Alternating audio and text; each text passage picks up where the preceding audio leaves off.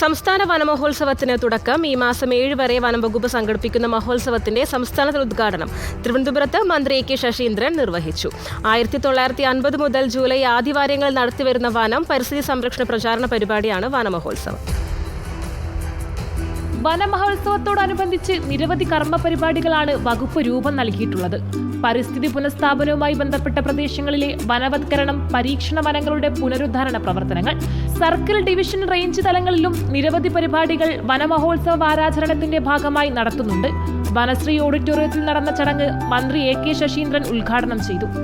ഒരു വന മഹോത്സവ ആഘോഷ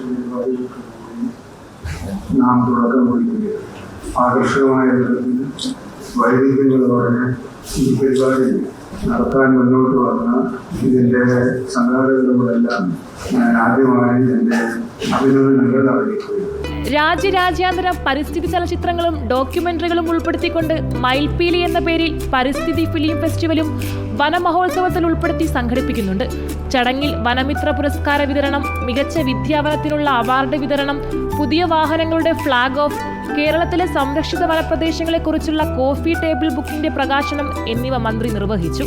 reporter Archana Raveendran, in reporter, Thiruvananthapuram.